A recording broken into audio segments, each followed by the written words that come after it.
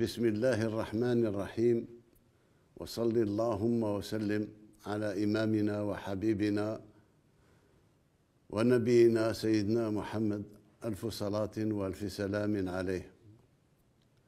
أيتها المواطنات، أيها المواطنون، ها نحن نودع عام 2024 بما ميزه من مكاسب وإنجازات وجهد بسواعد أبناء وطننا المفدى، جعلت بلادنا تسير بخطوات ثابتة نحو تحقيق نهضة تنموية واعدة تؤهلها للولوج في مصف الدول الناشئة. وهو العام كذلك ذاته الذي شرفتموني فيه بتجديد ثقتكم الغالية، لنواصل العمل معا بتفاؤل كبير مبني على معطيات ومؤشرات واقعية باتت تتميز بها الجزائر إفريقيا وعربيا.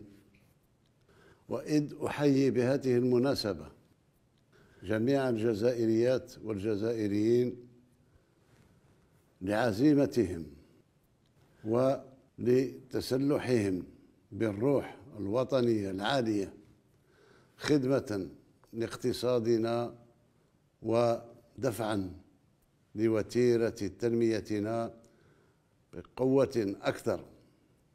فإنني أدعو إلى مواصلة المجهودات ليكون عام 2025 إن شاء الله حافلاً بمزيد من الإنجازات والمكاسب بفضل رؤية الجزائر المنتصرة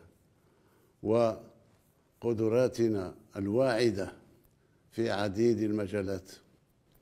تمنياتي لكل الجزائريات والجزائريين ولأبنائنا في الجالية الوطنية بالخارج عاماً سعيداً مباركاً بموفور الصحة والهناء، وببلادنا العزيزة بمزيد من الازدهار والرقي.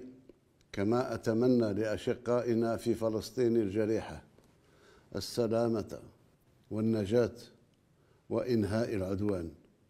كل عام وأنتم بخير. عاشت الجزائر حرة أبية شامخة. المجد والخلود لشهدائنا الأبرار. والسلام عليكم ورحمة الله تعالى وبركاته.